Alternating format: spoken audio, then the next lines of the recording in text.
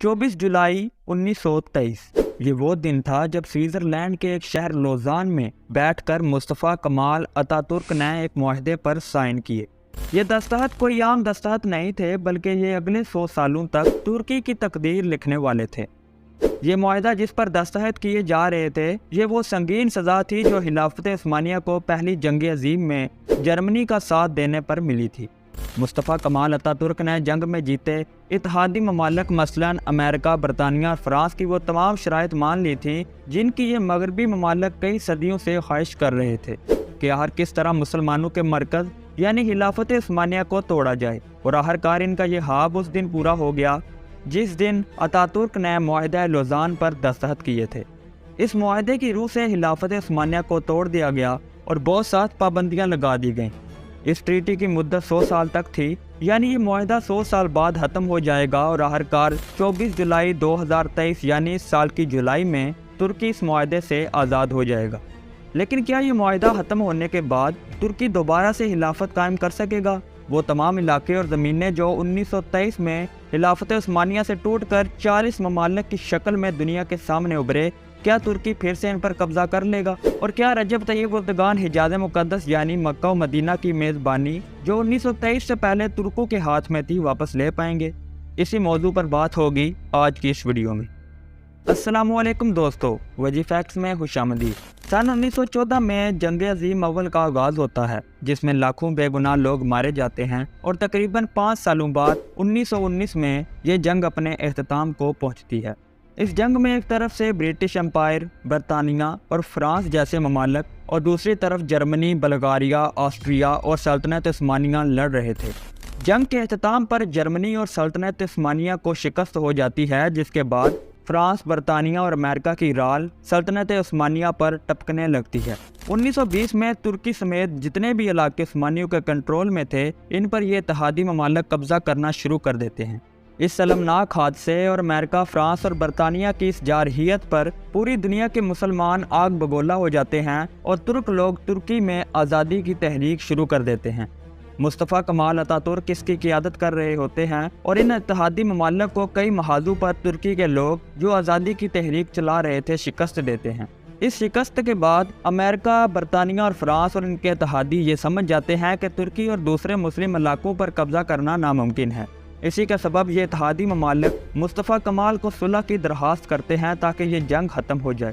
1923 میں مصطفیٰ کمال معاہدہ لوزان جو اتحادی ممالک کی شرائط پر بنایا گیا تھا، اس پر دستخط کرتے ہیں، جس کے مطابق خلافت عثمانیہ ختم کر دی جائے گی اور اس کے کنٹرول میں آنے والے تمام علاقے وہاں کے مقامی لوگوں کے حوالے کر دیے جائیں گے۔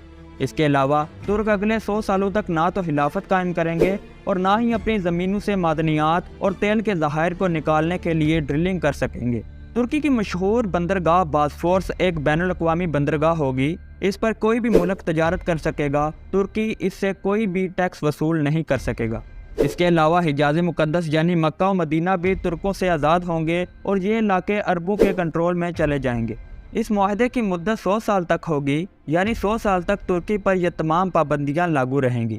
مصطفیٰ کمال اتا ترک نے ان تمام شرائط کو مان لیا اور معاہدہ لوزان یعنی لوزین ٹریٹی پر دستخط کر دیے۔ اس کے بعد اتا ترک ترکی کے نئے سربراہ بنے، اور آتے ہی اسلام کی مخالفت میں کوئی کسر نہ چھوڑی۔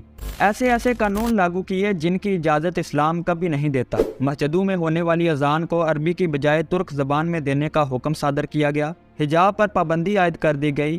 چھوٹے بچوں کو قرآن کی تعلیم دینے پر پابندی لگا دی گئی، اور ترکی کو ایک اسلامک اسٹیٹ کی بجائے ایک سیکولر ریاست میں تبدیل کر دیا گیا۔